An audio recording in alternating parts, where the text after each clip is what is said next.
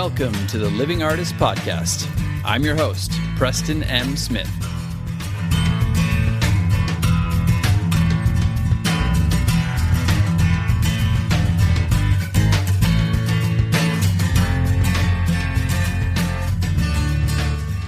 Hey, everybody. Welcome to the Living Artist Podcast. I'm Preston M. Smith, at PMS Artwork everywhere on internet land and socials. I want to thank you for landing on this podcast.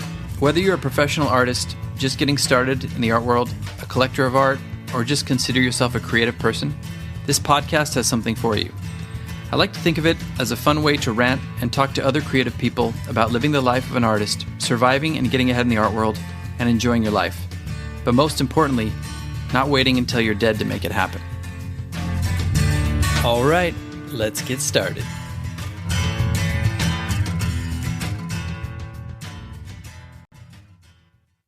Hello. Hello. How are you? I'm good. How are you? I'm doing very well. Nice to see you. Put a face to a name.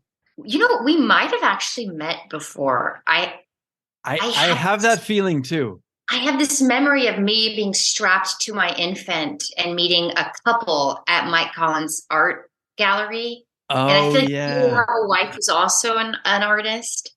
My wife is Magdalena. She was a multimedia designer. She now works at UCLA, but yeah, she's an Argentinian. I don't know if that rings any bells.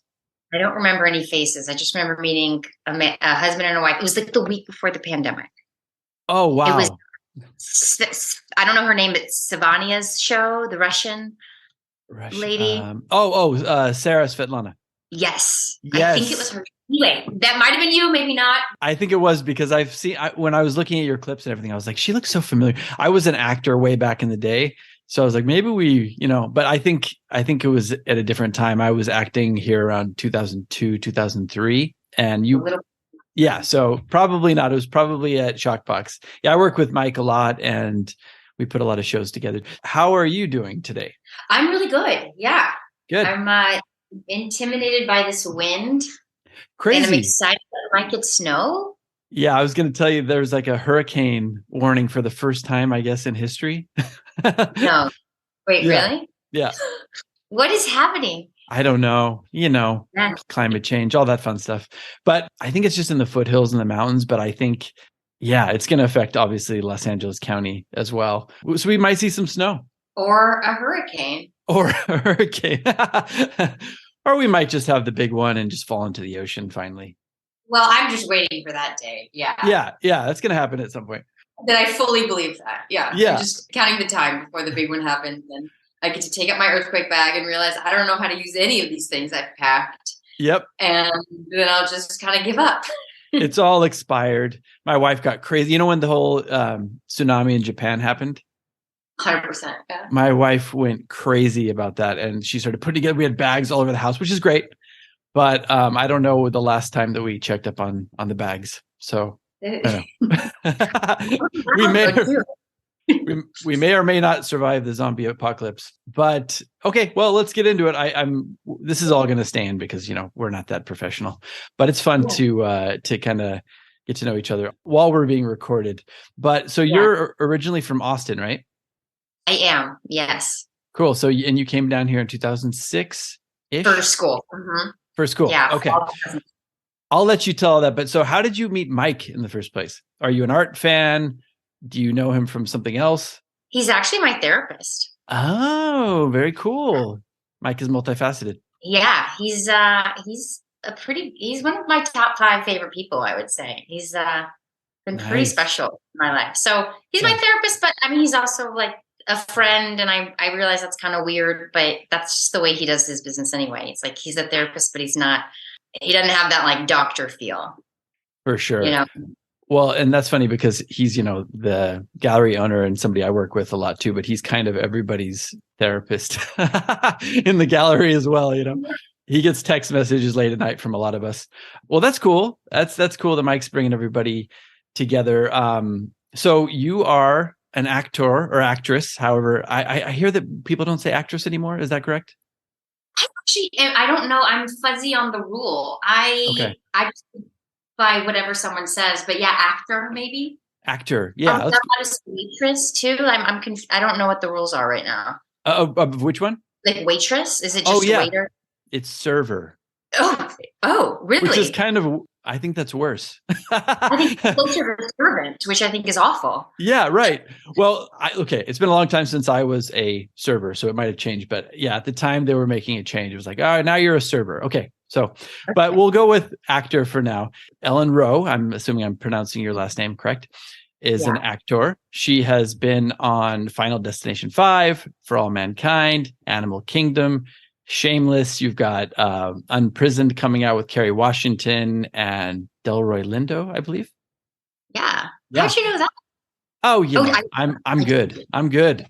I'm like a huge film and television buff too. So we'll get into that. But why don't you take us through your origin story? How did you get into acting?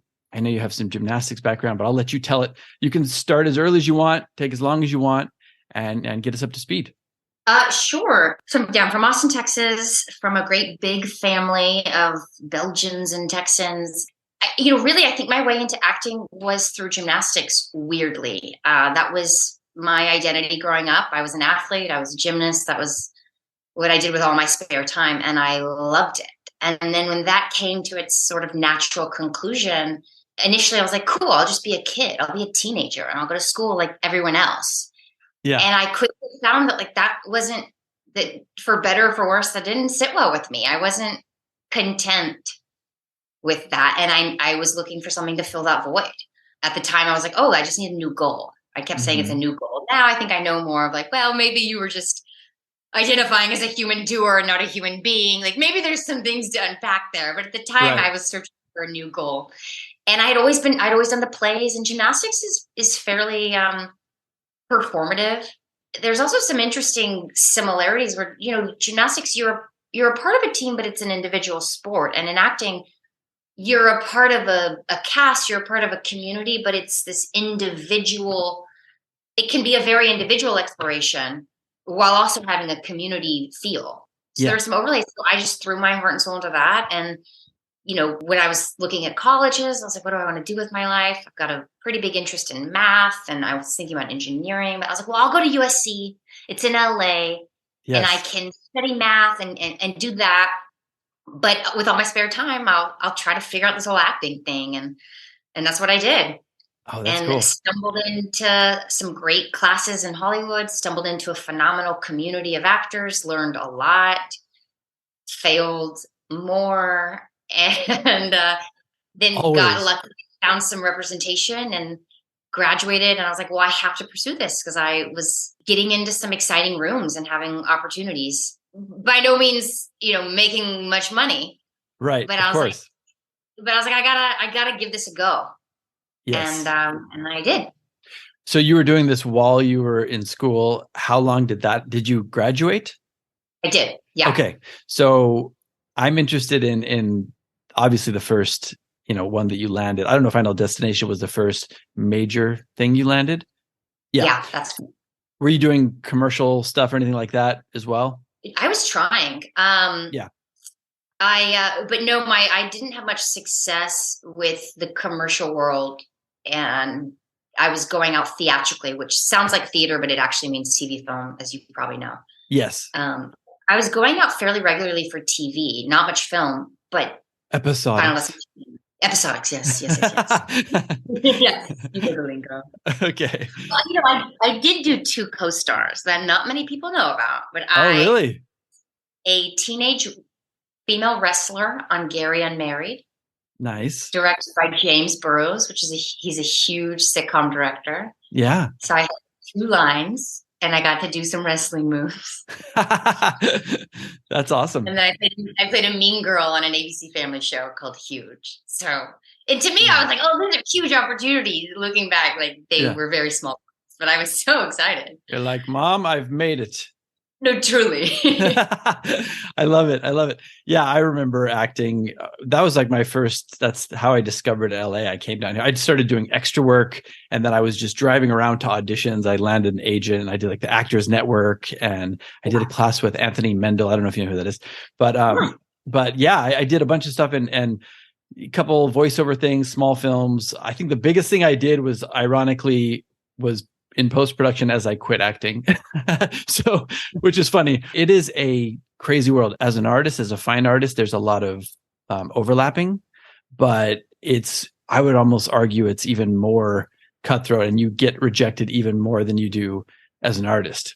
What was that process like for you? How long did it take you of getting rejected before you first landed your big gigs? Well, I mean, it's a constant process of rejection, Right, and right. it's still a ton of rejection. Yeah, you know this, but Yeah. weirdly, I started out the gate getting close to a lot of things. Mm. I don't think that's that uncommon. I don't know what it is. I don't know why, but there's like a beginner's luck, it feels like, or maybe an ignorant, maybe it's because here's an idea. It's because the rejection hadn't gotten to me yet. And so there was Ooh. this beautiful ignorance Yes. and walking into rooms without all that baggage. I bet you that's some part of it, because I got real close on a ABC Family show. I got real close on Shameless, actually, on a big part. I didn't get it, but it was a really cool close call. Mm-hmm. And then I got my Gary Unmarried co-star. Nice. There you go. And then I started having a lot of rejection. But at the same time, I was still like a senior in college trying to get my degree. So I think that helped a lot. Definitely taking the focus away. You're like, well, I'm still going to school. I've got school to focus on. That takes away some of the pressure, maybe. 100%. I think the first time I really felt the rejection was right after graduation. So summer of 2010, when I had a job. I had like a day job, but it wasn't that many hours yet. Mm-hmm. And it was lonely. A lot of people had left and I didn't have much money, and it was scary. And I remember my parents being like, why don't you come home for a weekend? I came home for July 4th, and I was just like, I was just I was a shell of my former self. Yeah. And then Final Destination 5 came along, but not to take anything away from my success, quote unquote, there. I think I got it because of a fortuitous, they needed a gymnast who could act. And that's a pretty hard thing to find. I was going to ask you about that. Mm-hmm. I don't know that I got it because of any work I had done dealing with the rejection or any sort of, I think I got it because it was a really lucky find. And I do think there was a confidence knowing that I was a gymnast. Yeah. And knowing that like I was exactly what you need. So I walked in with a little more swagger where I probably wasn't walking into other rooms that way. Mm-hmm. And they're like, oh, and she can act. What a bonus. Yeah. Yeah. You know what happened in that audition that never happened, hasn't happened since, is they only had 2 pages for this one character. So I did the 2 pages, and in the audition she goes, okay, now read the other character. That this scene was a two-hander. It was like me and one other character. Yeah. And so she literally had me read the other character's lines. And I was fine with it. It didn't like flummox me, but it didn't throw you. Like, wait a minute, this character is not a gymnast. Yeah. But I remember being like, that's odd. And somehow I was able to handle it. It hasn't happened since. Huh. It's interesting. That's interesting. Well, I've talked about that on the podcast quite a bit, of even going back to the acting days, because I talk about rejection a lot, how to deal with rejection. And there were times when I would go into auditions and I was hungover, or I just didn't give a shit, and it was like, those were the times that I booked it. And I booked it like without a callback sometimes. And it was like, there was this intangible, like, oh, he doesn't care. We want that person. You know what I mean? It's not, and to connect the dots here, maybe with you graduating from college and having to get the job, getting the day job, and then go like, oh, wow, now I have to kind of make a living doing this. Now this is for real. Then that set in, and maybe that started to get in the way a little bit of your swagger when you went into some auditions. I don't know. I'm just projecting my own thing onto you. No, I think that's so accurate, and that sort of stayed with me. For better or for worse, if I don't have a full life, whatever that means, if acting becomes too important, yes, I think it's possible that the work suffers. I'm sure of it. Mm-hmm. And as Mike Collins could tell you, I don't do as well. I really have to have, whether that's a job, whether it's my kid, whether it's both, I have to have a full life, or else it's almost like I need to keep the acting fun. And a hobby is not the right word, but it can't be everything for me. And not everyone's like that, but I think that's just how it is for me. I'm like that too. When you say a full life, you mean like a well-rounded kind of life, right? Like you have a lot of interests. You're interested in a lot of different things outside of the acting world. Yeah, I need to Yeah. not be sitting there waiting for opportunities and then be waiting to hear back from those opportunities. I need to have other things going on. The worst. Yeah. Yeah. That's really smart.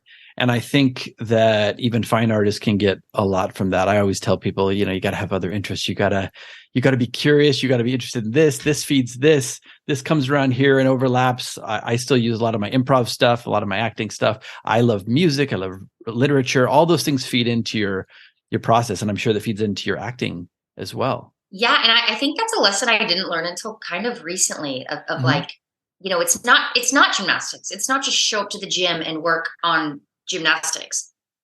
Acting is an art, and part of it being an art is like being a human. Yes. So you kind of have to be a human in order to be a better actor. I don't think you have to be a better human to be a better gymnast.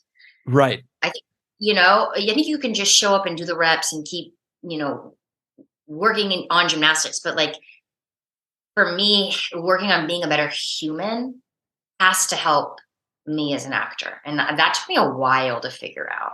Yeah, I think so too. And it's similar with writing. People say, write what you know. So if you don't have any life experience, where are you going to draw from? And if you don't have any life experience as an actor, where are you drawing from? I mean, I guess you can mimic, but if you want to go deeper than that, like to draw from your own personal well, you got to have that life experience. You got to have those interests. Yeah. I think that's 100%. really true. Yeah. Well, I want to talk a little bit about the gymnastics and going into that. How far along did you get with the gymnastics process? How far did you go with that? And then I want to segue into the kid, because I know that's something you're really proud of. And Yes. I know you use those skills a lot in that.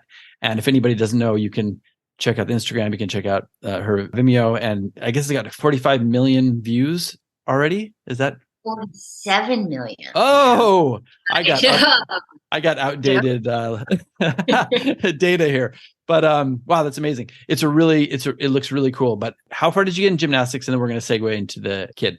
Yeah, I quit when I was almost 16. So I was a level 9 working on being a level 10. So for those of you who don't know gymnastics, there's 10 levels, and then there's a very big leap from level 10 to being an elite gymnast. Mm-hmm. And then once you're an elite gymnast, that's sort of where they pick the Olympian people. Oh, wow. So level 10's pretty far. There was no world in which I was going to be an Olympian at all. There was a world in which I was going to be a collegiate athlete. And that's something I definitely thought about. Yes. But then, two things. One, emotional. Most of my friends quit, and I realized I thought I was a really committed gymnast, but when my friends weren't there to make it also fun, it really wasn't fun for me. Yeah. So that was the beginning of the end, is once I was kind of alone. And then number 2 was I was like, I had good grades. I'm fortunate to come from a very supportive family. I didn't need gymnastics to get into college. Mm-hmm. So I knew I could get in on my own without that. And I was like, well, what's the point? I just didn't see what the end goal was. For me, gymnastics has a very clear expiration date. Yeah. And I didn't want to put all my eggs in that basket. And a pretty young expiration date. Yeah. Yeah. And it was sort of a sobering realization of like, I don't want to live my whole life and my best years be my, age 19 and 20. Whereas some people might think acting has an expiration date. I don't think that. I don't think so. I don't think so. Acting can be forever. Yeah, I agree. That's one of the benefits of being in the arts is you can continue as long as you can be alive, and as long as you're still interested and curious, you can be doing it. They're going to need an old white lady at some point, and that's going to be me. It's going to come back around. They're going to need old white ladies again at some point. No. I mean, you're going to need them. Yeah, right. Well, that's awesome. So the kid, I have a little bit of a understanding that I was a basketball player. That was my thing. I almost played college basketball, and then I quit to do fine art and theater. But yeah, I would have played college ball, but I wouldn't have gone any further than that. And I agree. I just made that transition. I was like, well, I'm going to go into something that has a future like art. But I know exactly what you mean. Yeah, exactly. Something that you can pursue for, a craft or for a lifetime. But okay, so the kid, I know you're a producer on it. You're also acting in it. I saw the 5-minute clip on your Instagram and a little bit on the Vimeo, and it's amazing. You were like kicking ass in this thing. You want to tell us a little bit about that? And I also want to know what got you into producing and if that's something you're going to be pursuing. A lot of questions.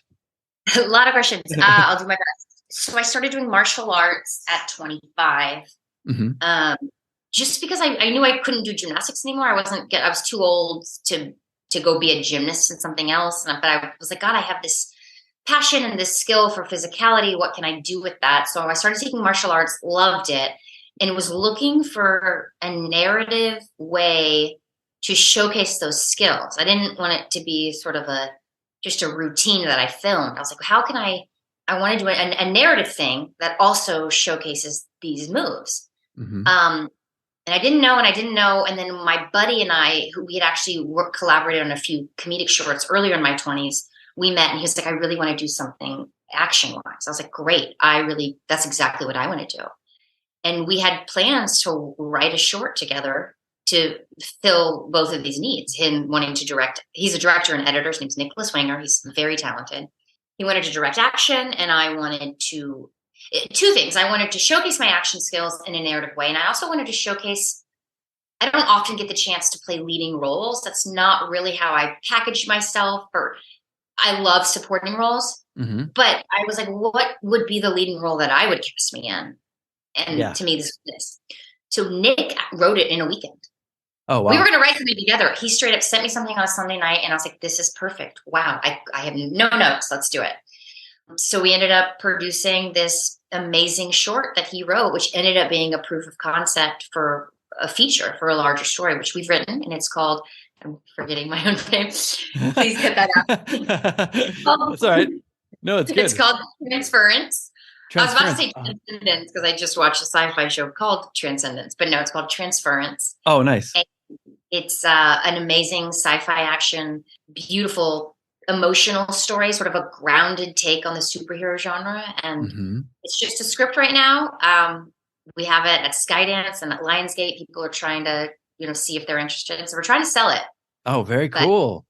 In the meantime, we'll see what goes on with that. But the short is something I'm just so incredibly proud of, and it exceeded my highest expectations. Yeah, it's amazing, honestly.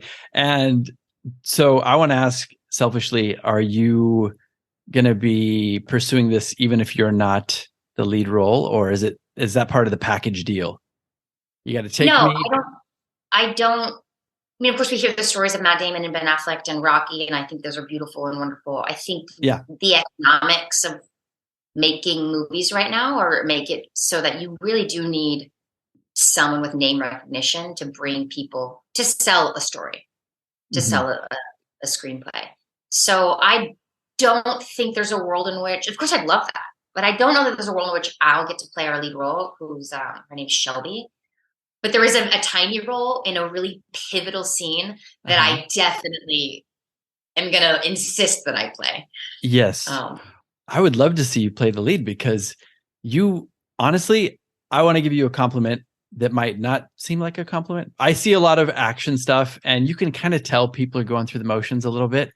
You really sell it. It is believable. You are like just kicking ass in the scene. There's a funny part where you basically annihilate these, 4 guys? Maybe three or four, at least 3. Yeah. And then you do this, spoiler alert, you do this jump up, flip onto the dumpster. And I'm like, at that point, I would be gone. I'm like, fuck this. I just got my ass kicked, and now this woman just jumped up, did a backflip up 10 feet in the air onto this dumpster. I would be out of there. But it's an amazing scene. I really encourage people to check it out. I would love for you to play the lead, because I think you did such an amazing job in that. Thank you. Yeah. So was this your first job producing as well? No, it was certainly my biggest job producing, but I spent a good deal of my 20s making comedic shorts and some music videos, and producing and starring in those as well. And that was such a great learning experience. So glad I did it. And we did a series too called Hey Babe, which I was very proud of. We wrote a pilot. If anyone wants to buy it. No. All the producers. What was that? No, go ahead.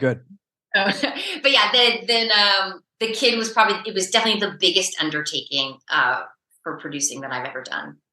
after that, I started having kids. So that is sort of where my producing efforts have been channeling into. I've been producing humans. You've been producing humans. Yeah. That's even more difficult, I hear. I have found it to be more difficult. Did you start the kid in 2018? Am I correct on that? Or a little earlier even? A little earlier. Yeah. It's a long process. I don't think people realize how long it can take. Yeah. We shot it at the end of 2017. Mm-hmm. And I don't even think we released it. We did the festival circuit in 2018, and I don't think we released it till 2019. Oh, wow. Yeah. We were chipping away at the feature, writing our screenplay. And then, of course, the pandemic hit, and me and Nick both had kids. Yes. And we had infants when the pandemic hit, and that really slowed down our process because there was just no time, no childcare, nothing. So 2020 was a bit of a wash. And then the short went viral in 2021. We kept revising our screenplay and just making it better and better. And now it's this 99-page script that I'm beyond proud of that we're trying to get sold. And I think we will. I think there's really something there. Yeah, I agree. What do you think made this go viral? Was it just the quality of the work? Was it something you were doing on a marketing level, something with producing? Is it a combination of those things, or did you just not expect it at all? I didn't expect. I was in the middle of delivering my second child when it happened. Oh, wow. There's an argument to be said that it was God or the universe or something. Yeah. I have no idea. We have no idea. All I know is that it helped that it went viral through a sci-fi platform that had picked up the short. So they saw our short, contacted us, asked us for an option agreement, and if they could release it on their site. So it went viral on their site, and they have a built-in sci-fi audience. Okay. That surely helped. Yeah, for sure. I'm seeing a pattern and a theme here with you. You need to be a little bit distracted on something else to have something big happen, right? So yeah. Go ahead. Sorry, go ahead. No, I'm agreeing with you. Yes. My eggs cannot all be in one basket. It almost feels like I have to let go. Yes, I love that. And it sounds like something that you're obviously aware of. And it's almost like a strategy for you just to be, have a lot of stuff going, have a lot of balls and, juggling in the air and be distracted and let things happen. Let the chips fall where they may. I wish I could say it was a strategy. I think it's more, I don't know what the fuck I'm doing. Well, maybe this should be the strategy. Yeah. Yeah. Absolutely.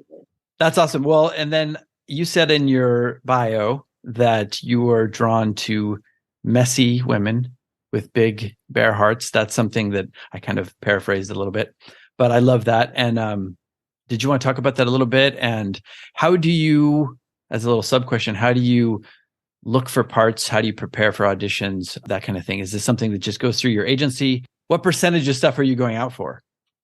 I wish I could say I was at a stage where I could be more selective. I'm not. But that being said, I have a great team. I love my agents, and they seem to understand me really well, which I think is not everyone can say that. And they know what I'm right for. Mm-hmm. So I just don't go out all the time. I mean, it depends on what your barometer of all the time is. Compared to most people, I'm exceptionally fortunate.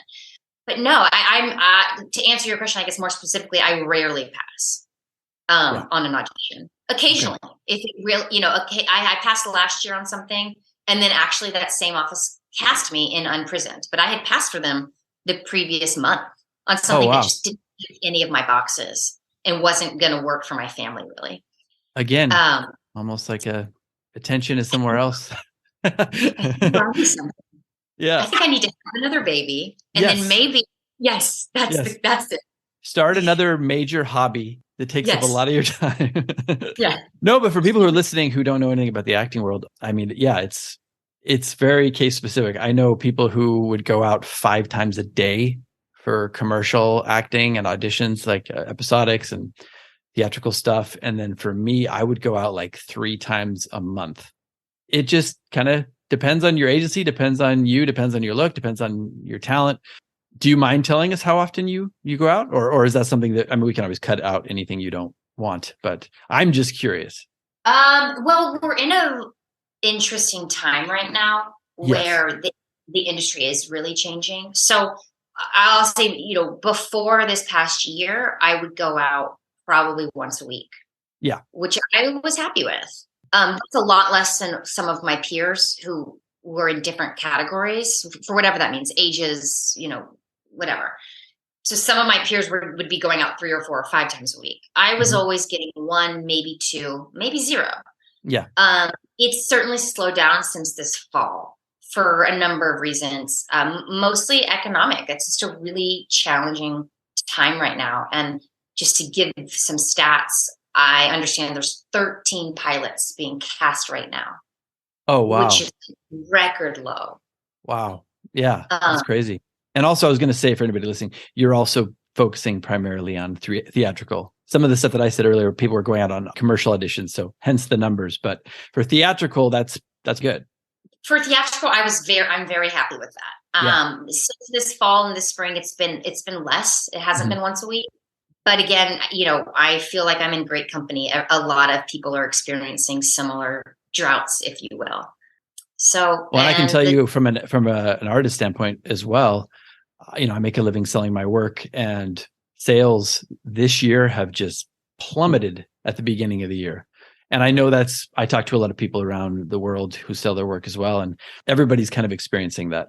Hopefully, we're going to get to establish an equilibrium. But yeah, I think people are just nervous right now. It's hard economic times. Understandably so. Yeah. So sorry, I think I interrupted you.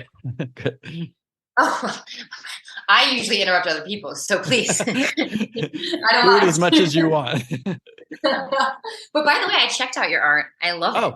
Oh, thank you. Particularly love the pop art, the famous people. The iconic stuff.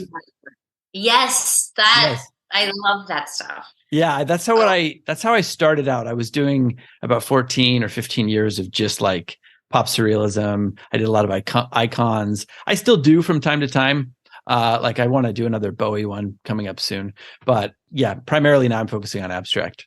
I think the actor in me just loves art with humans in it. Yes, me too. Yeah, for sure. It's so cool. But I have right here a portrait of Amanda Gorman. I don't know if you can see. Oh yeah, that's cool. Isn't that great? Amazing. And then there's one over here I can't show you because I'm plugged in, but it's just with bare hands holding grapes. Mm-hmm. So you're an art fan too. I was not. And then not that I didn't like it. I just, was too busy surviving to step back and what do I like? What do I think? Mm-hmm. I think working with Mike Collins has made me really appreciate art. Yeah. He's probably talked you into coming to some shows and stuff. Yeah, I have. Yeah. Okay, good. He's doing his job then. That's good. Yes. I was going to ask, well, let's talk about Unprisoned, because that's the new one coming out on Hulu with Kerry Washington, Delroy Lindo. That's coming out in March, correct? March 10th, Friday, March 10th. All episodes drop on Hulu. Awesome. Oh, all of them? Yeah. I think I read that somewhere. I think it's 8 episodes or something like that. What's your part? What can we expect? I think I'm in episode 5, and I play one of Carrie's coworkers who's super, super pregnant. And I think seemingly Carrie and the audience would judge this lady for being a little cliche and maybe a little seemingly shallow. But then ultimately at the end of the episode, you realize, no, this girl has a huge heart and is actually a very well-rounded 3-dimensional person. And then, maybe Carrie was jumping to some conclusions. Oh, cool. So it's a nice little arc. I've got 3 scenes. I got to work with Kerry Washington, who is just a boss. I mean, she's amazing. Yeah. Yeah. And so pretty and funny. Yeah. And we got to improv a little bit too, which was cool. Oh, that's cool. Yeah. Is this something that she's producing as well, I think? Yeah. Yeah. She's one of the EPs. And I think I read it's about her father was in prison and he's released from prison and he comes and stays with her. Is that correct? Yes. And she is a marriage and family therapist. Oh, okay. Okay, cool. Like a therapist, but little lessons she needs to learn, even though she seems like she has everything together because she's a therapist. And shouldn't all therapists have everything together? Wait, no, they're human beings too. Exactly. As a matter of fact, I have a lot of therapist friends, and some of their, personal lives can drive you into being a therapist in the first place. It's the same reason why we're artists and actors. There's things in our lives that we're trying to improve upon, or maybe there's just something we want to act out or have something that's cathartic that we can express. But I wanted to talk about you having two kids, two boys, right? Yes, Austin and Jackson. Austin and Jackson, congratulations. And that happened basically during the pandemic. How was that? Was that a serendipitous thing for you? I'm assuming it gave you more time to focus. I'm sure it also came with its own problems, but why don't you tell us a little bit about that? Yeah, so I had Austin right before the pandemic. So the end of 2019. Okay. So I had a few months of relative normalcy where I had an infant, but life sort of went on and we had daycare and a few days a week. And I was like, this is easy. What is everyone saying? This is easy. And then the pandemic hit and I lost my childcare and I was home alone as the main, what's the word? Caregiver. Caregiver, mother, what would we say? To a 5-month-old, because my husband still worked, but he worked upstairs. So, and he was at the time very busy in his job. So the childcare was all on me. And it was a wake up call. I was like, this is hard. Yes. And I don't even know what to say. It was a bit of a blur those 5 months before our daycare reopened. Mm-hmm. And then life started becoming a little bit more normal. Of course, it hasn't ever gone back to, we don't have in-person auditions anymore. It's all self-tape. I tape right here in this room. Oh, wait, like that's going to continue that way, or that's just what it's like right now in the transitional period? We think that's how it's going to continue. Some commercials will do it, but theatrical, TV and film, it's all I tape right here by this blue wall. You send in a tape and then, that's it. It's a good wall. It's a great wall. Thank you. If you're going to do that kind of thing, you got to have a good wall. And by the way, I've got great lights. This is it's a good area. No, it's great. Wow. I'm surprised. I didn't realize that. Yeah. And I actually just had my first in-person, it was a commercial audition last week, but it felt very theatrical. It was a 4-page beautiful scene with a husband and wife. It's like a PSA for suicide prevention. And it was thrilling, Preston. I mean, when I say that, and I'm not here shit talking the self-tape because, by the way, there's so many pros. I mean, one of my main anxieties about having kids was, I live in Redondo Beach. All of the auditions are Burbank, Hollywood, maybe Culver City. How was I going to get from Burbank at 3:45 to daycare by 5:30? I wasn't, and it was a real stressor for me. So the self-tape thing has been wonderful for us moms and us parents, and for those of us who date jobs. So, and for people who have anxiety of being in a room with a bunch of people who are just staring at you coldly. Yeah. Right? But I think the messed up part of me loved that high and that low of like, the in-person thing could be so rewarding and you could feel like on top of the world. It could also be the most soul-sucking, fall on your face, fart in the middle of the room kind of feeling. Yes, for sure. But I, as much as I love the self-tape thing, I do miss the community and the connection and those highs and lows. So will you do the first audition that way and then will you go in person if you get a callback, or is it just all like that now? It's all for theatrical. It's all self-tape and then you might get a Zoom callback. Okay. So it'd be just like right now, but over Zoom. Well, that's the real reason I wanted to talk to you today. No, I'm just kidding. I want to see your audition skills.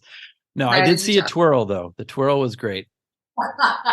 That's what we call a slate. The least favorite part of the self-tape is you just have to, out of character, be like, "Hi, I'm Ellen Wroe. I'm 5'5". Yeah, I'm vaccinated. I'm based in LA. Yeah. And for whatever reason, that's so hard to do. It's hard to do. Yeah. Well, I encourage people to look at your Instagram because you've got some fun stuff on there and Vimeo as well. The what's it called? If people want to search for that, it was called a slate. They just the slate. Oh yeah, the slate. Okay. Oh yeah, Check the that. slate, SLATE. A slate is what you do at the end of an audition to tell them who you are and where you're based. Yeah, and then you have the clip on Instagram where you do the twirl, and they're like, don't twirl, don't twirl. Yeah, because I think that comes from like they need some. A lot of times they ask for a full body because Yeah. this is good, and they need to see what you look like. Yes. And camera can hide a lot, so they ask for a full body, and I'm like, well, do they need to see ass? Let me do the twirl, That's great. I love it. So, well, I was going to ask you. You kind of answered my question without me asking how the pandemic affected everything, but I didn't realize it was continuing down that road. So, in a sense, it was a little bit of a godsend for you with your kids to be able to do that from home. In the logistics way, absolutely. And I think that's probably why it's sticking, is that everyone's feeling the logistical benefits, the efficiencies. Casting offices don't have to rent out space. It has made it harder, but also it's more beautiful that they can see more people. Yeah. So definitely. They can watch more tapes per role than they could see people in a room. So that's been wonderful because it's really opened the landscape up to people who weren't getting opportunities. It's also made it harder because it's just more competition. Definitely. So the pandemic's changed things a lot. But what's the entry process like that? You still have to get called in to do it, or can just anybody send now? Technically, you still have to have an agent get you the appointment, or you have to know somebody who knows somebody who knows somebody. Yes. Okay. But casting, in the past, might only get to see 15 people for a guest star. Now they can get 100 tapes for a guest star. Oh, wow. That's crazy. So, well, I don't know how much you know about the art world, but Mike and I we put together these group shows.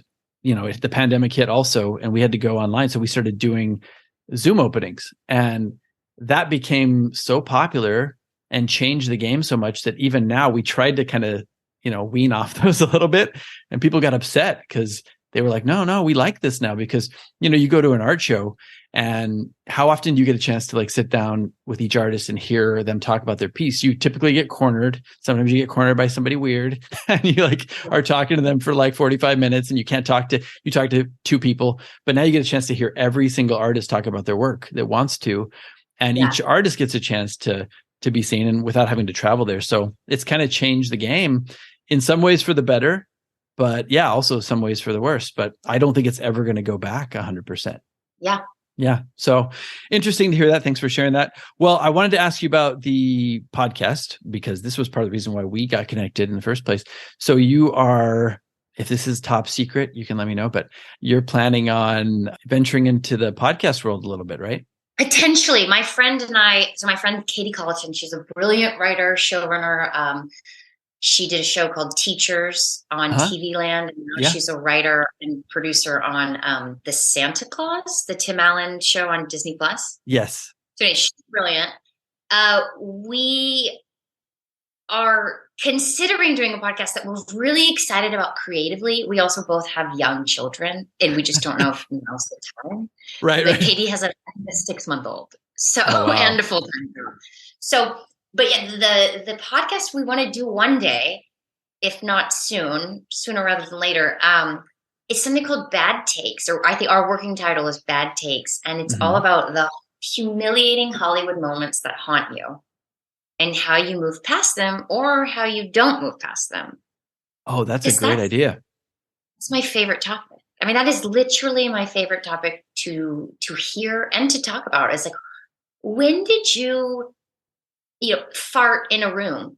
When were you on set and you tripped and fell in front of everyone and everyone laughed? Like, when could you not remember your line and it was a disaster? I don't know. I just love those moments because I I just love laughing at that. And I have so many too. I think it humanizes us, and there's usually a lesson there too of like, how did you move past that? Or by the way, does it still haunt you? And let's talk about how we could move past that. Definitely. No, that can be very cathartic. Yeah. And also it's like the equivalent of, it's like AA for actors. Kind of, right? AA is a bunch of people sitting in a room sharing their horror stories. It's kind of similar. Now, are you going to go potentially, are you going to keep it light, or are you going to go potentially dark, like meaning sexual harassment stories, maybe stuff like that? Or are you going to try to keep it lighter? Because I know there's some sexual harassment in the Hollywood world, right? I've heard about just a bit. I've heard about it. I think we're open to both. I think I don't want to just keep it light. I think there's definitely moments for that. Our idea right now, and again, we're in the very beginning stages of this, but we were thinking of prompting guests with, bring us a few stories. Bring us your humiliations, the humiliations that were just embarrassing. Bring us the humiliations that were shameful. Yes. Bring us the humiliations that were funny and that didn't cost you anything. And I think, with that prompt, I think we'll get the gamut. Yeah, definitely. And is this going to be, so it's kind of interview format, right? Yeah. So it's going to be 2 podcast hosts? That's the idea. That's the idea. And then you're going to be talking to, what's that? Is that a bad idea? No. It's great. I love it. There's obviously logistics that need to be worked out with that, of course. But no, some of those are great. I mean, I do a thing where I revisit with my wife every once in a while. We'll just do a thing where we both talk to each other and have fun. And we have talked about having people on. Sometimes that's the best because you get the most comfortable environment. If you're somebody that you love and you're creative with, it'll just bring that energy, because that's something that I've tried to do a lot with these interviews, is keep it very conversational and keep it fun, not just be like, so in 1987, you did this. Tell us about this. I don't want it to be stale like that. I want to feel like you're listening to somebody having a conversation, and you almost have that built in with your co-host. So that's great. Is it going to be long form? Is it going to be short form? Is it going to, maybe you haven't talked about this. I don't know. We were thinking half hour for no other reason. That felt like a good amount of time. Yes. And you'll focus on one person at a time, or will you have? Yeah, I think, and of course, again, we don't know yet, but I think we should get enough fodder between the 3 of us, the guest, who will hopefully be the majority of the stories, but also like Katie and I have some wonderful experiences that are just so embarrassing to talk about. and Katie's also a comedian, and just could tell you, there's just so much wonderful fodder to laugh about. In our experiences.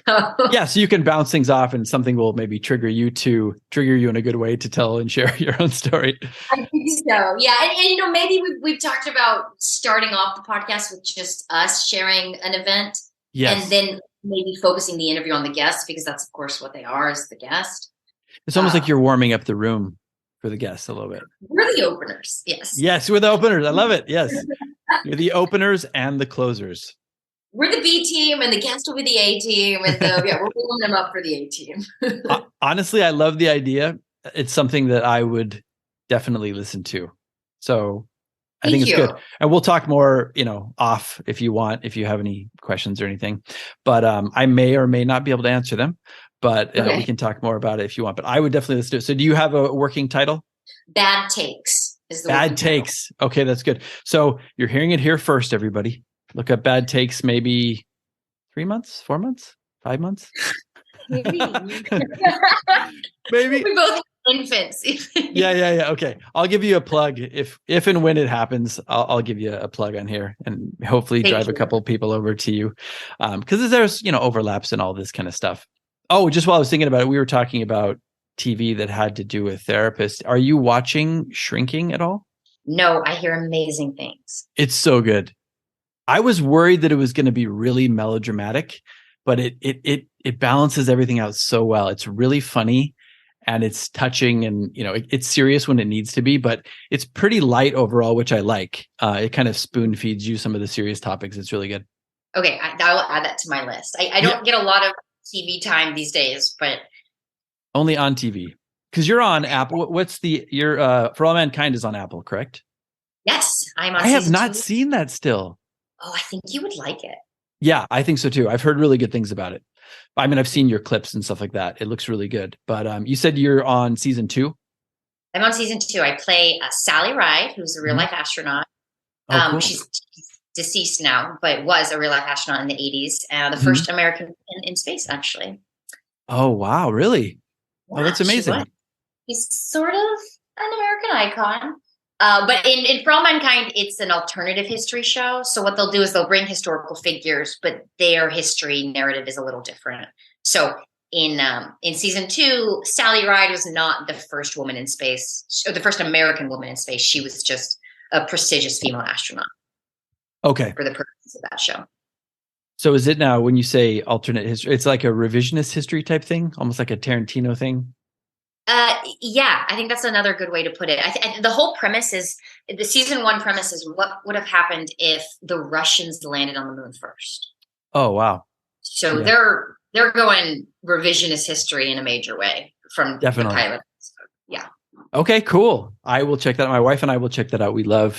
That's one of our things. At the end of the day, some people unplug with a glass of wine. We unplug with shows, like really good shows and movies and stand-up comedy and stuff like that. So we will check out For All Mankind, and everybody should check it out as well. I wanted to ask you really quickly if you had a favorite role or roles. I know you love the kid, but do you have another favorite role that we can all check out?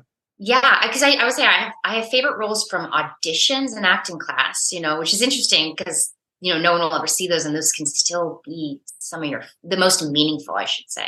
Yes. But the most meaningful thing to me that aired was a role on Animal Kingdom I did. I played a teacher named Alexa in season 1.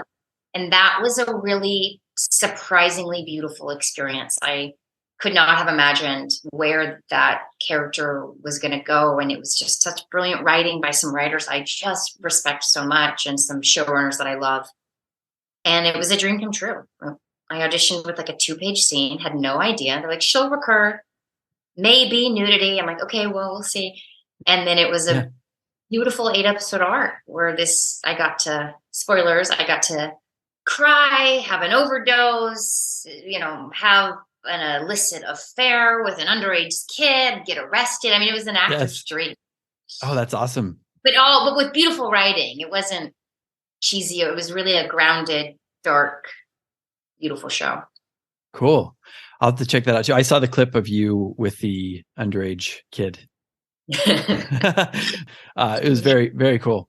Well, so where are you? What are your goals? Like 5 years from now, where do you see your career? Where do you want to see your career? Can you share anything about that?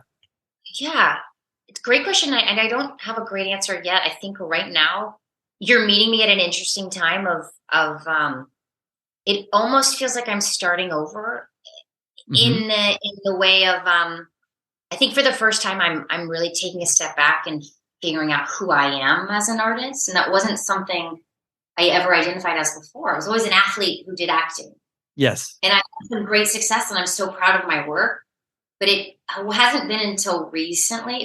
The self-tape process has been a huge part of this. Is for the first time in my life, I have total control, isn't the right word, but I am seeing my work product. It isn't just walking into a room and hoping for the best. I'm putting a performance on tape. I'm selecting the tape to send, and I'm seeing bad habits. I'm seeing things I love. I'm seeing, oh God, this is beautiful. Or, oh, you know what?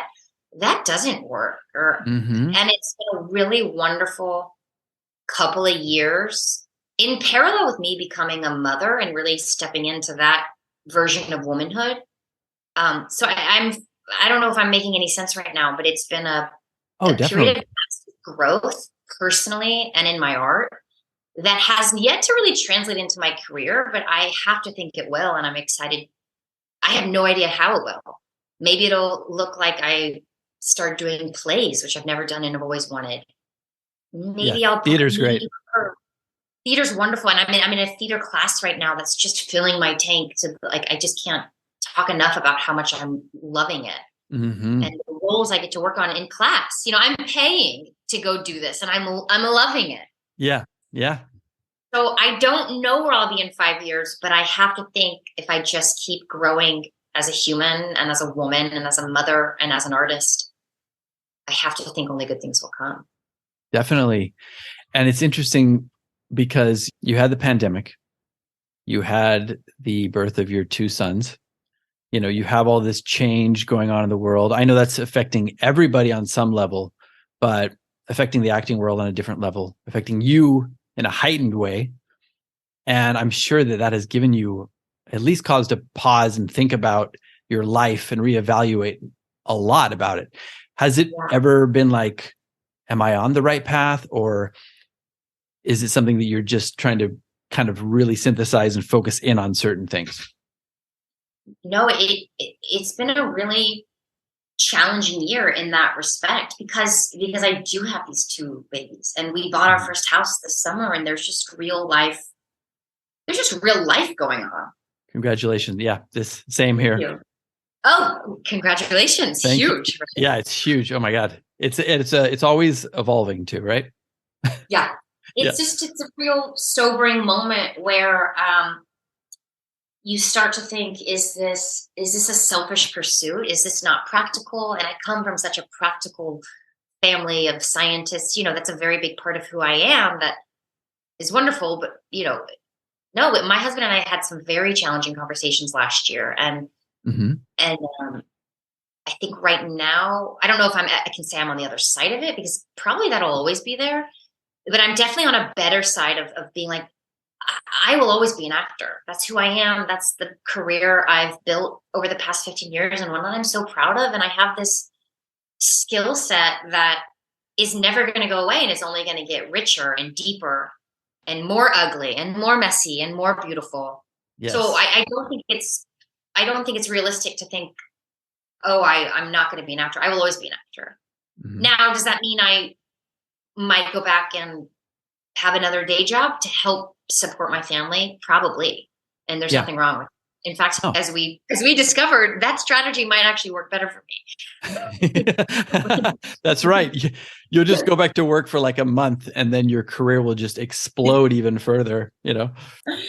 And the beautiful thing I have to remind myself is that while opportunities have been fewer and far in between because of these economic times, the fervor and the passion and the beauty at which I'm showing up to these fewer auditions is wonderful and beautiful to see. And I think I've had one audition this month. I've had two auditions this month, and I got really close on both of them. And that's not something I can say when I was having an audition per week. Yeah. Oh, that's great. Well, I mean, how much of that is you having partial control of this now too? I don't know, because everyone now has partial control, so everyone is sending in their best takes. Well, I guess what I'm saying, sorry to interrupt you, but one thing that's interesting is not everybody is the best gauge of themselves, right? So like not everybody can tell when their best take is, or oh, okay, this is the one that is going to hit people. And also having somebody in the room sometimes can alter your performance. So I'm assuming it's helped and hurt certain people. Yeah, I think absolutely. Some people would rise to the occasion in the room and get fueled by that nervous energy, if you will. Yeah. And some people totally, would bomb, and the self-tape has helped them. I think for me, it's definitely helped my work 100%. Helped my work, helped my confidence too. Yeah. And I guess maybe you're right. Maybe it is a control thing. So for the first time, I'm seeing the product I put out, whereas before I really wasn't. I was walking into a room, but I had no idea if that, for lack of a better, if that shirt was just absolutely not a shirt I should ever wear again, or, oh, that shirt's actually a flattering color, or for a better example, that moment was totally pushed, Ellen, or, oh, that moment was beautiful and ugly. It's like looking at tape now as an athlete. You can go back and review the tape. Oh, this and I think that's dangerous for some people, but I think after working with in therapy for 5 years, I like to think that it's not a dangerous thing for me. It's been a really helpful thing for me. Yeah, that's really interesting.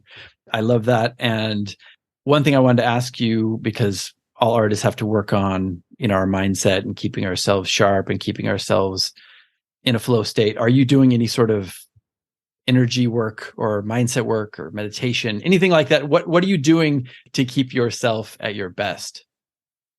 Great question. And I'm glad you asked me now, because 2 years ago I would have been like, nothing, I'm running. Huh? What are you talking about? Yeah.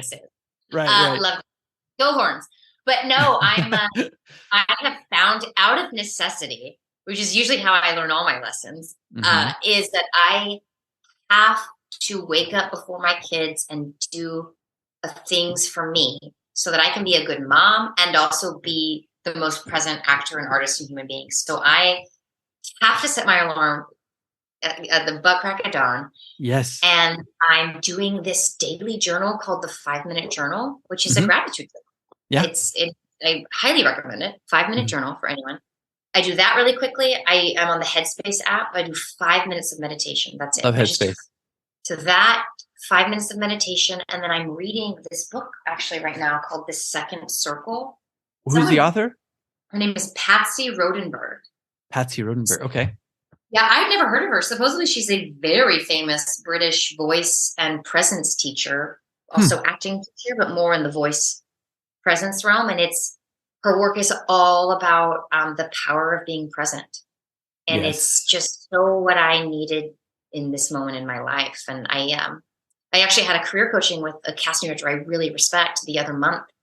And we had this wonderful conversation. And she was like, well, show me some of your self-tapes. And I showed her. And these were tapes I was really proud of. And she was like, great work. Cool. I would have been interested. Have you heard of The Second Circle? I was like, no. She was wow. Check this out. I think this is what's missing. And it's just another way of finding your voice and being present. I mean, it's what the goal of, not to reduce the book, because I think it's brilliant, but it's like what I imagine the goal of meditation is just to be. I think it's the goal of anything in life, right? Is to be. It enhances everything. It can enhance your acting. It can enhance you as a mother. It can enhance you, whatever, sitting at your computer, calm your anxiety, you name it. I think it's the key to everything. So I think that's really powerful that you're doing that. Yeah. And by the way, it sounds so simple, but I swear to God, I don't think I really appreciate it. I think I'm still learning to appreciate that. It's one of the hardest things to do, Yeah. It really is. And you can tell, I mean, it's funny that you're talking about it. I know you're talking about it also in your life, but as an actor, you can tell when somebody's not present, especially 100%. Especially nowadays. There was that transition, I don't know, a lot of people will say it was Brando, right? Who started kind of this transition. But when somebody really just falls into themselves and you can tell they're really listening, because that's what presence is being able to listen. Yeah.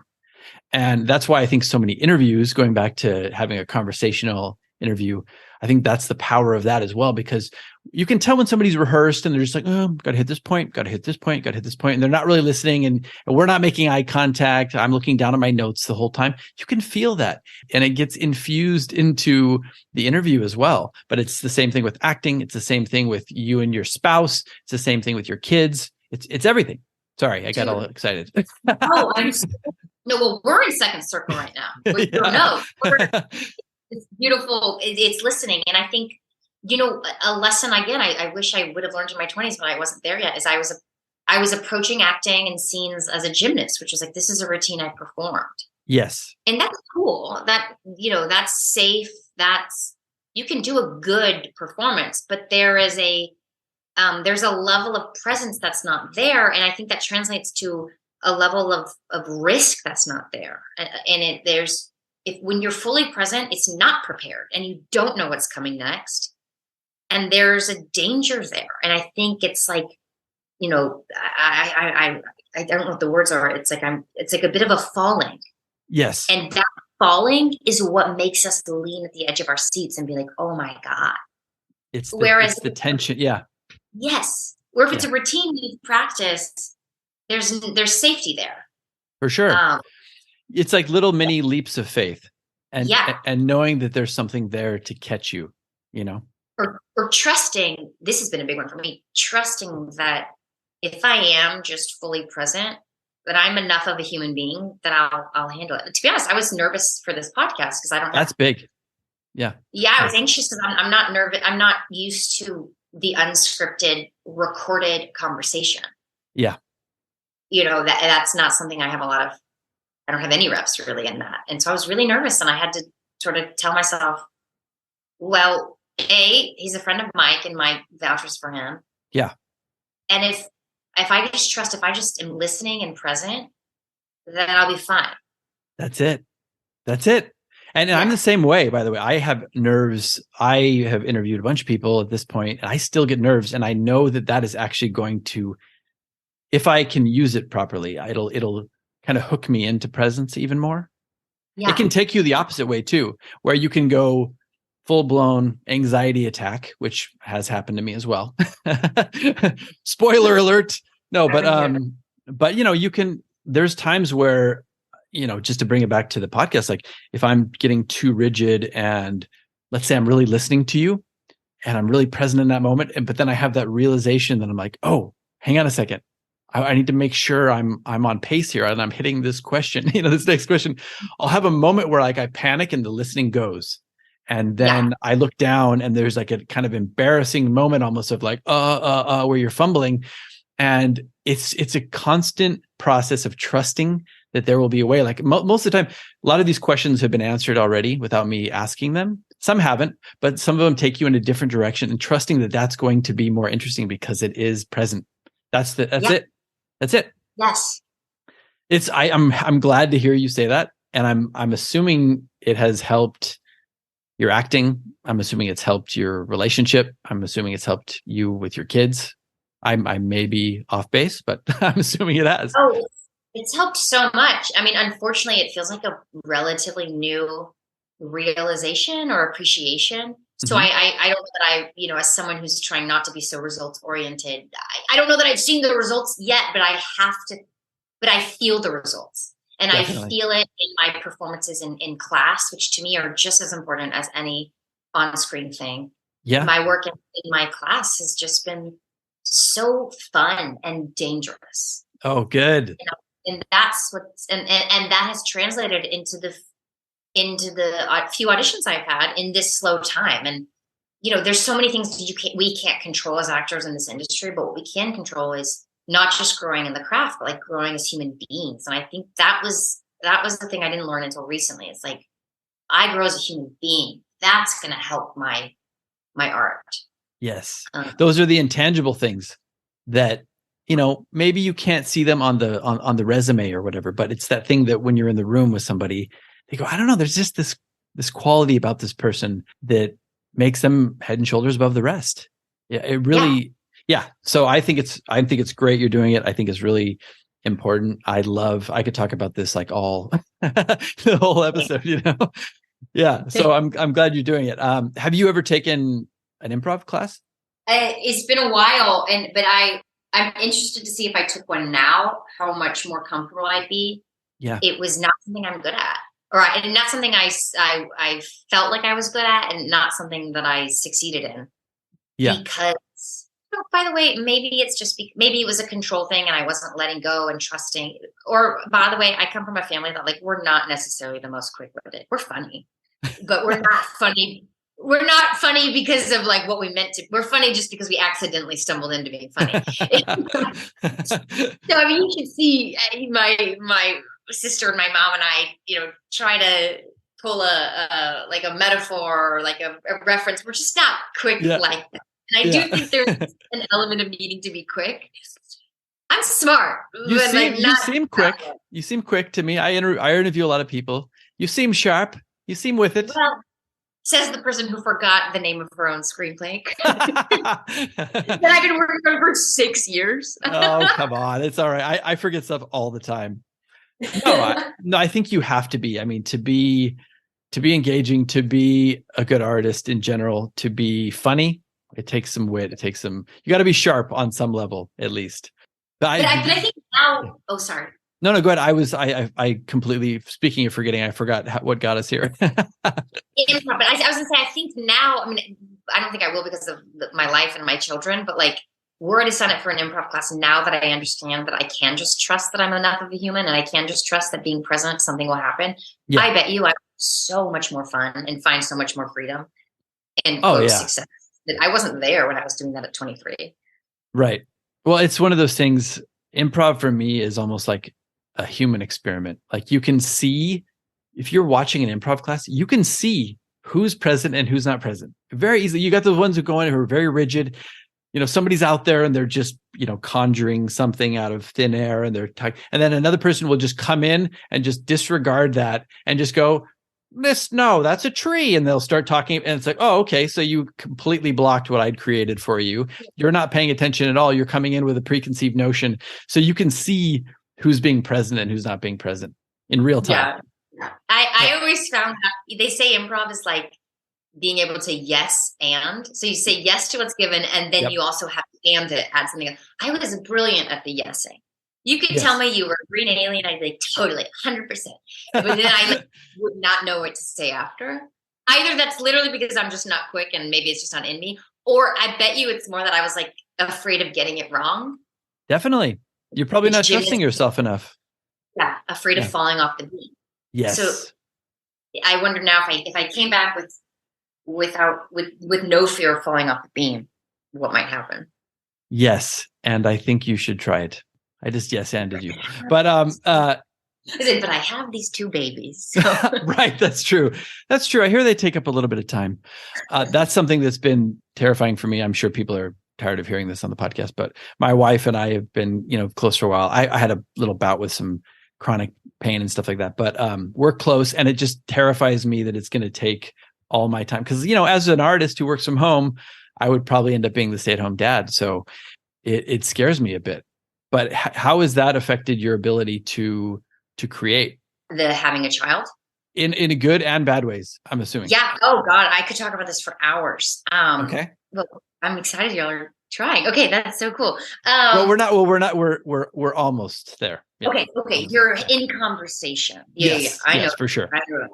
I wonder if my experience will be different for you because of all the hormone changes that a woman will go through. But I certainly noticed an uptick in what I'm calling anxiety. It might be fear.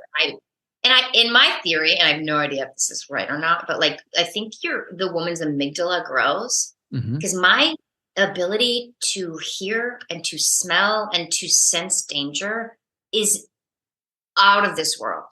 Yeah. I can smell a poopy diaper. And of course that's not danger, but I can smell a poopy diaper from like 3 rooms away. My husband can't. I can hear a stir from 3 rooms away, and Mike sleeps right through it. So cool. That's all great. But I can like see a car accident about to happen. Like, it's just this wonderful mama bear instinct. But as wonderful it is, it really did manifest also in like fear. And I remember my first couple of auditions back after having Austin, and these were in-person auditions, I was riddled with fear. My audition for the Sally Ride role on For All Mankind, I was beyond nervous. It was really debilitating. And I was like, this is not normal. And then I got the part, and then I showed up on set, and, you might not be able to tell, but I can tell looking at the footage from the first episode I was in, I was panicked that I wasn't going to know my lines, which is an absurd fear when you're 15 years into a career, that knowing lines is not a thing one should be concerned about. And yet it's the actor's nightmare. Yeah, but I do have nightmares about that, by the way. But but it was an anxiety that I never experienced before. And I worked through that, and then of course the self-tape thing happened, which made that a lot easier. But I've noticed it in other ways of I'm more intentional about the things I do, because there is this knowledge that I have these huge 2 responsibilities at home. Yeah. So in my 20s, I would have been like, oh, I have a podcast idea. Cool. And in 2 months I would have done it. Yeah. And now it's just a different equation. And really it's just, I have a different energy level. That's kind of scares me more, because I already have like anxiety, and I'm already like that. I'm like hyper aware. I have a listening sensitivity. Like, noise really sets me off, and I can hear something like down the street, and my wife's like, what are you talking about? And I'm like, I can just like pop up from bed. So that freaks me out a little bit, but maybe it'll have the reverse effect on me.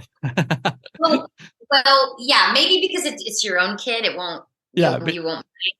Yeah. But let me, for every negative, there's a pro, right? Sure. And the pro as an artist of having these kids is like, for the first time, I'm really appreciating the human being of it all. Yeah. And like walking outside barefoot and being like, oh my gosh, the moon. Cool. Yes. Wow. Jupiter. Cool. A trash truck. I mean, that shit is so magical. All the stuff we take for granted. Yeah. Yeah. That's got to be amazing for creativity. It's like being a kid again, almost. And now my kids are getting into an age where we're like playing and being goofy, and that kind of like playing dinosaurs. And I think it's bringing me back to the sense of play and fearlessness in my acting that brings about that danger and that presence that's so interesting. Yes, that's really cool. And I think also the fear aspect could be temporary. I hope so. Yeah. I think it's probably because they're young and, we also just went through a pandemic, which kind of fucked us all up a little bit, in certain ways. I think it has increased people's fears. Like I always talk about it as it seeped in through the cracks and exposed those little weaknesses that you might have like pushed down. The pandemic brought all those up to a head. It did with me. And I know it did with a lot of other people. So I'm assuming that'll probably, hopefully get, toned down a bit as they get older, right? Wouldn't you say? Well, I think it already has. It has. Okay, good. I don't have the debilitating fear of like, am I not going to know my line? Right. But no, you're right. It's definitely still there because there's a dread of like an overcommitment because of the knowledge that like I only have so many hours to myself, and beyond that, I only have so much energy, and that was not the case when I was in my 20s. Yeah, now it's finite. So finite. Yeah, it's crazy. But it also, it's interesting because I've talked to other mothers and parents too, and different types of constraints, but it is a type of constraint on your creativity. And I don't know if you found this, but I found that constraints also force you to focus in a little bit. And I was talking to a father the other day I just met, really cool guy. And he was talking about, he's a musician and we were talking about the studio and he's like, well, just create a bunch of stuff ahead of time so you can just like knock it out. And he's like, what it's forced me to do is be very fast. And he's like, I'm just really efficient now. And I'm like, I already understand that because I've had to do that in certain ways, but I would assume that kind of constraint would make you rise to the occasion and be more efficient. Oh, I so think you're right. And I just thought of an example. Like I'm in an acting class right now where we are assigned scenes that are very long, like 10 pages, which is a lot. And I think previously I would have spent all week chipping away at it and probably every day picked up the scene and, because I'm a good student and I'm a gymnast, blah, blah, blah. And but I can't do that now. I have a number of obligations. I have my own auditions. I have my friends' auditions. I have my, day job work. I have my scripts I'm writing. I just can't work on an acting class scene every day. Yeah. And yet there's still 10 pages to memorize. Right. And there's still a rehearsal to do. And I do it all. I do it all like at 5 a.m. on a Saturday. I'll spend an hour. And then Wednesdays is the only day I work on acting class. Yeah. And by the way, I'm obsessed with the work product that's coming out. Yeah. And it's not, it's not being lazy. I think 10 years ago, I'd be like, well, you're just being lazy. No, I'm not being lazy. I'm being exceptionally efficient. Yes. And I'm almost like working smarter, not working harder. I bet you it's that. Yeah, definitely. It's focusing. It's like when people get into a stress response, their vision focuses, right? It's like that. Yeah. It's your work time is limited. So once you're in it, it's like you focus in. Yeah. I love that. That's really cool. Okay. All right. You've convinced me, Ellen. No, but do it. So do you have 5-10 more minutes? I typically end with a couple personal questions. Not that all these aren't personal. Go for it. Okay. So we've talked, well, let me ask you, what would you like to talk about? I ask about superpowers, daily routines, biggest quote unquote failures, what you've learned from them. Which one of those is something that you'd like to answer?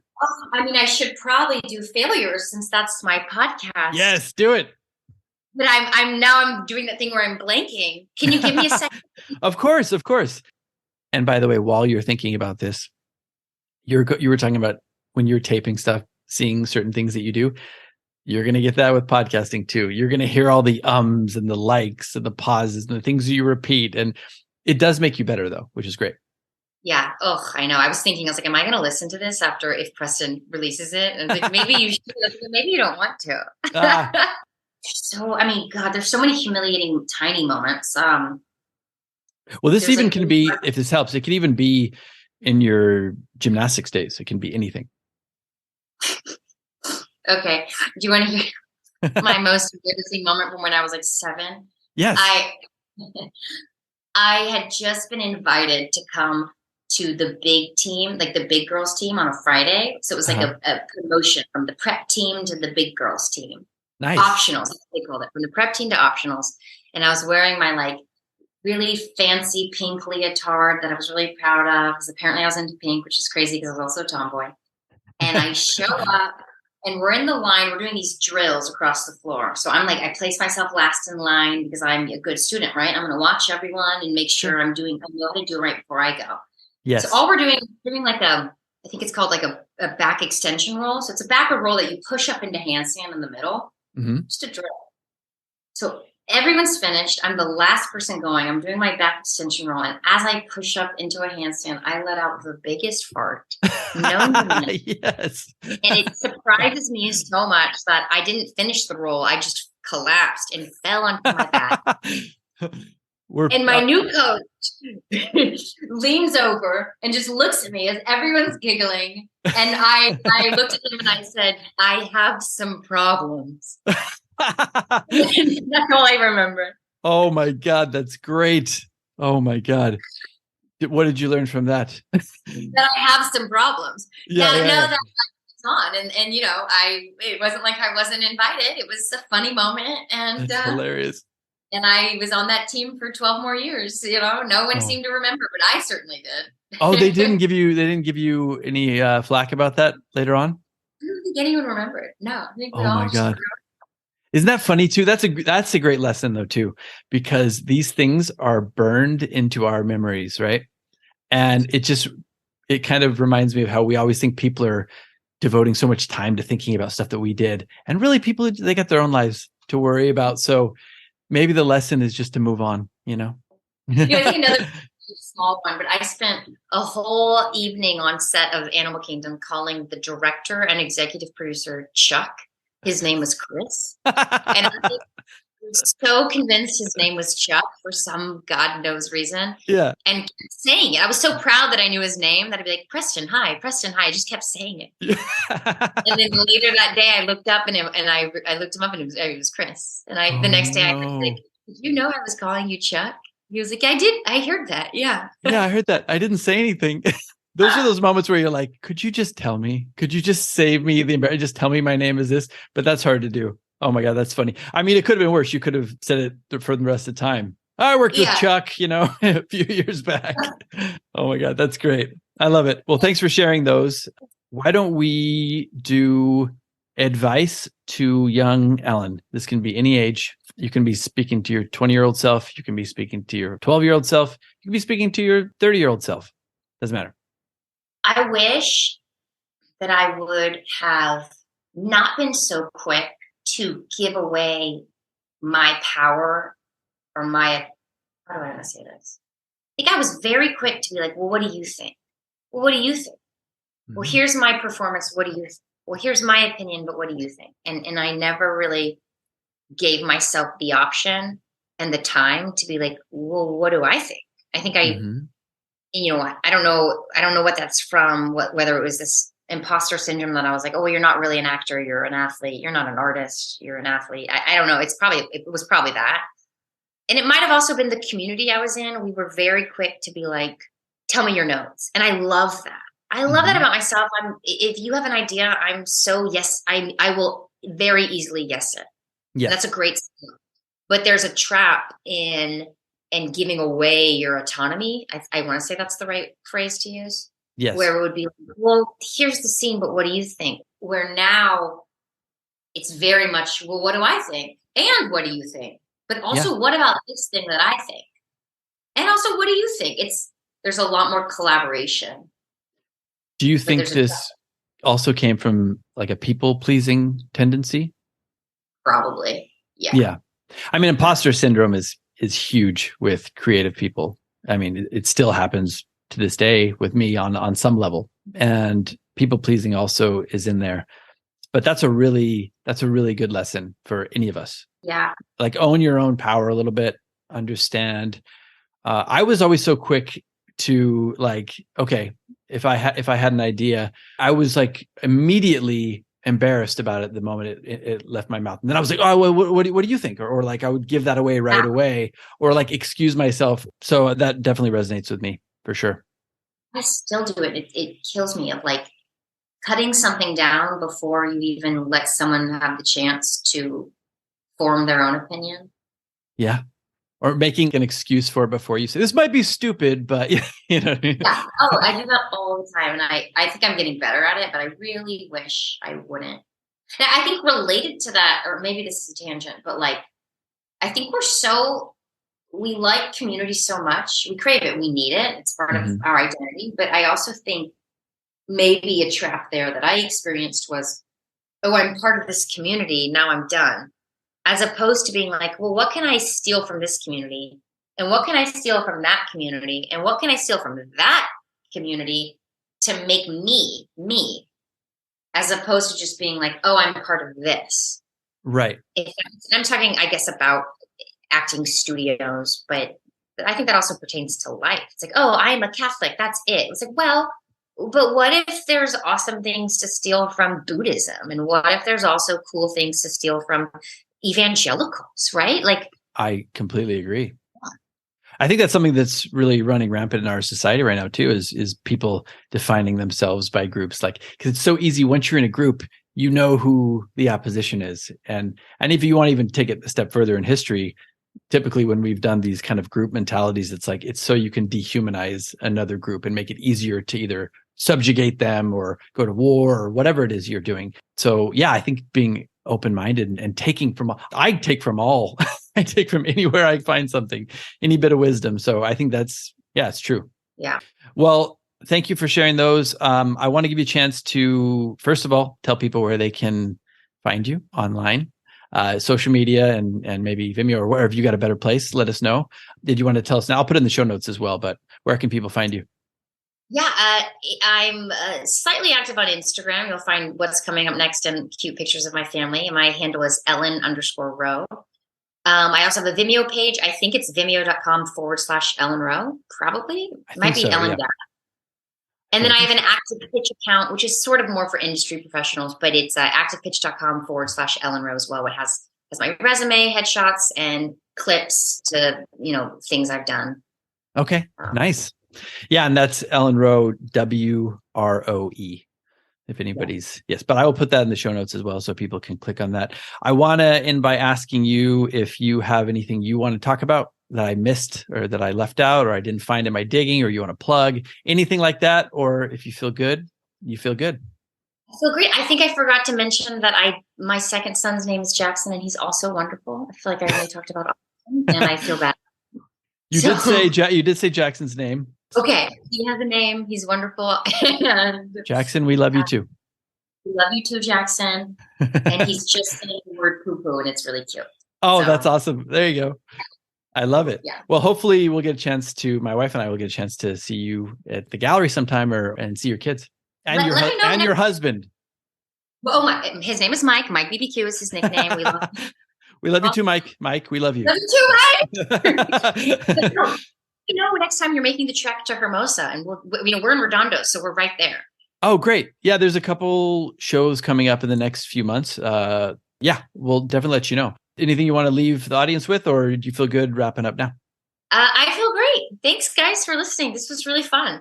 Yeah, awesome. Check out Ellen. I'm sure you have seen her already. You've seen her work, but check her out online. I really love what you do. Thanks for coming on the podcast. Stick around for a minute, but thank you so much for coming on. Thank you. This has been the Living Artist Podcast. Thank you so much for listening. I just want you to know that I appreciate you being here, and I'm grateful to be in your ears.